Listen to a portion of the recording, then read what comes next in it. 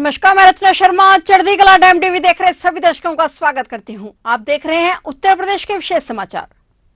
मुख्यमंत्री योगी आदित्यनाथ ने विधान परिषद चुनाव में भाजपा प्रत्याशियों को बहुमत दिलाने के लिए ब्लॉक प्रमुखों, जिला पंचायत अध्यक्षों, क्षेत्र पंचायत सदस्यों और जिला पंचायत सदस्यों के साथ वर्चुअल बैठक की। इस दौरान भाजपा के प्रदेश अध्यक्ष व मंत्री स्वतंत्र देव सिंह और डिप्टी सीएम ब्रजेश पाठक मौजूद रहे। वहीं आज सीएम योगी ने ग्राम प्रधानों से भी संवाद किया। मुख्यमंत्री योगी आदित्यनाथ ने ग्राम प्रधानों और ग्राम पंचायत सदस्यों के साथ वर्चुअल संवाद किया। डिप्टी सीएम केशव प्रसाद मौर्य और पंचायती राज मंत्री भूपेंद्र सिंह भी वर्चुअल जुड़े और संबोधित किया। मुख्यमंत्री ने बरोहिया की ब्लॉक प्रमुख सुनीता सिंह से भी संवाद किया। सुनीता ने मुख्यमंत्री को विश्वास दिलाया कि वे भाजपा प्रत्याशी सीपी चंद की जीत के लिए निरंतर प्रयासरत हैं। संवाद के दौरान सीएम योगी ने एमएलसी चुनाव में भाजपा प्रत्याशियों को बहुमत दिलाने की अपील की।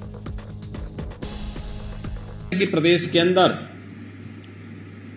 36 सीटों पर विधान परिषद के चुनाव वर्तमान में चल रहे हैं।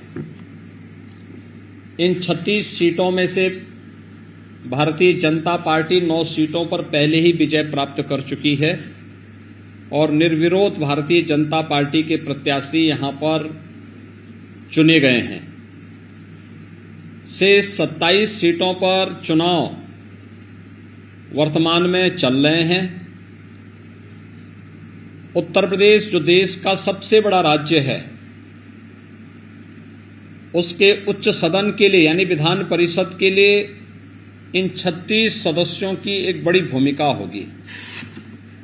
याद करिए, जब सरकार का गठन 2017 में आप सबने आदरणीय प्रधानमंत्री जी के आह्वान पर प्रदेश में किया था, तब विधान परिषद में समाजवादी पार्टी का बोलबाला था और वह प्रदेश के विकास के हर कार्य में रोड़ा अटकाती थी, बैरियर बनने का काम करती थी। जैसे तैसे हम लोग उस समय विधान परिषद के अंदर प्रदेश के विकास के लिए, लोक कल्याण के लिए, गरीबों के उत्थान के लिए, नौजवानों के लिए, किसानों के लिए, मजदूरों के लिए, व्यापारियों के लिए, महिलाओं के लिए, समाज के विभिन्न तबकों के लिए लागू होने वाली योजनाओं को जैसे तैसे किसी प्रकार से पास करा पाते थे। लेकिन आज भारतीय जनता पार्टी विधान परिषद में भी बहुमत की ओर अग्रसर है और अगर ये 36 की 36 सीटें भारतीय जनता पार्टी जीतती है तो ये मान करके चलिए कि भारतीय जनता पार्टी के पास विधान परिषद में 2/3 से अधिक बहुमत होगा और भारतीय जनता पार्टी के पास विधानसभा और विधान परिषद में 2/3 से अधिक बहुमत के कारण भारतीय जनता पार्टी को प्रदेश के अंदर विकास के कार्यों को आगे बढ़ाने, विधान मंडल के अंदर किसी भी प्रकार की कोई परेशानी विकास के लिए, लोक कल्याण के लिए, गरीब कल्याण के लिए और पंचायत स्तर पर या फिर स्थानीय निकाय स्तर पर विकास की योजनाओं को द्रुत गति से आगे बढ़ाने में किसी प्रकार की फिर कोई भी व्यवधान हमारे सामने नहीं रहेगा।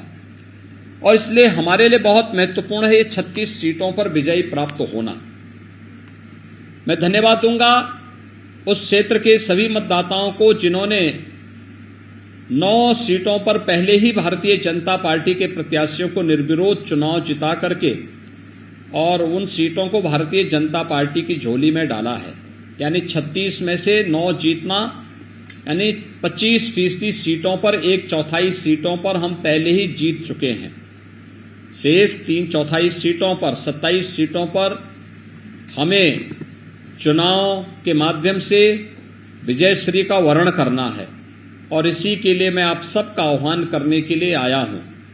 उत्तर प्रदेश के मुख्यमंत्री योगी आदित्यनाथ विधानसभा चुनाव में भारतीय जनता पार्टी की जीत के परिणाम स्वरूप दोबारा सरकार बनने के बाद आज पहली बार शुक्रवार को अयोध्या पहुंचे। चुनाव के बाद योगी की यह पहले ही अयोध्या यात्रा है। सीएम योगी शुक्रवार को दोपहर बाद अयोध्या पहुंचे, जहां उन्होंने राम जन्मभूमि और हनुमानगढ़ी में दर्शन पूजन किया। अयोध्या में राम जन्मभूमि और हनुमानगढ़ी के दर्शन पूजन करने के बाद मुख्यमंत्री अयोध्या मंडल में विकास एवं जन कल्याण के कार्यों की समीक्षा बैठक करेंगे। योगी शुक्रवार को रात्रि विश्राम देवीपाटन मंडल के बलरामपुर में करेंगे, जहां से अगले दिन 2 अप्रैल को वह सिद्धार्थनगर जाकर वहां से संचारी रोग नियंत्रण अभियान की शुरुआत करेंगे। इस दौरान वह विभिन्न जिलों में विकास कार्यों के औचक निरीक्षण की भी शुरुआत 2 अप्रैल को बलरामपुर और सिद्धार्थनगर में करेंगे। माना जाता है कि वे 3 अप्रैल को वाराणसी दौरे पर रहेंगे। उत्तर प्रदेश के मुख्यमंत्री योगी आदित्यनाथ ने चैत्र नवरात्रि पर प्रदेशवासियों को हार्दिक बधाई एवं शुभकामनाएं दी हैं। उन्होंने सभी प्रदेशवासियों की सुख समृद्धि और मंगलमय भविष्य की कामना भी की है। अपने बधाई संदेश में मुख्यमंत्री ने कहा कि चैत्र नवरात्रि प्रकृति और शक्ति की उपासना का पर्व है और इस पर्व में उपवास, प्रार्थना, ध्यान का विशेष महत्व है। चैत्र नवरात्रि से ही नववर्ष के पंचांग की गणना शुरू होती है। इस समय मौसम में परिवर्तन भी होता है, इसलिए धर्म, अध्यात्म, जोशी के साथ साथ वैज्ञानिक दृष्टि से भी नवरात्रि का महत्व है। बता दें कि कल 2 अप्रैल से चैत्र नवरात्रि शुरू हो रहे हैं।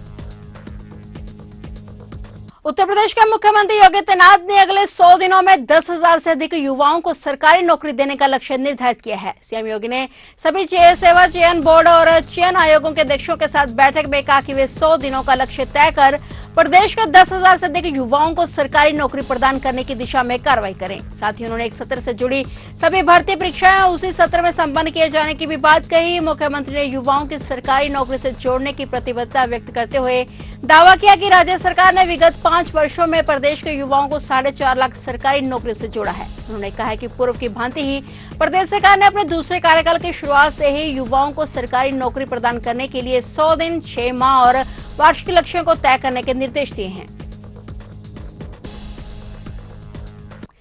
हिंदुत्व और जाति धर्म की राजनीति से व्यर्थ उत्तर प्रदेश में नई योगी सरकार विकास और वितरण पर अपना ध्यान केंद्रित करेगी। योगी आदित्यनाथ का नया मंत्रिमंडल एक योजना के तहत 2D यानी विकास और वितरण नीति को अमली जामा पहनाकर प्रदेश की अर्थव्यवस्था को देश में शीर्ष पर ले जाने का प्रयास करेगा। मुख्यमंत्री के मीडिया सलाहकार मृत्युंजय कुमार ने शुक्रवार को बातचीत में कहा कि नई भाजपा सरकार का मुख्य एजेंडा विकास और वितरण होगा। पहले कार्यकाल सरकार ने बगैर भेदभाव के केंद्र की जन कल्याणकारी योजनाओं को आम आदमी तक पहुंचाया, जिसमें मुफ्त खाद्यान्न, मुफ्त आवास, रसोई गैस सिलेंडर और बिजली कनेक्शन और शौचालयों का निर्माण आदि शामिल था। और इसके बावजूद लोग सोचते थे कि सरकार की नजर में हिंदुत्व का मुद्दा प्राथमिकता पर है। उन्होंने कहा कि सरकार दूसरे कार्यकाल में विकास और जन कल्याणकारी योजनाओं के जरिए वितरण प्रणाली को सशक्त बनाने की दिशा में काम करेगी।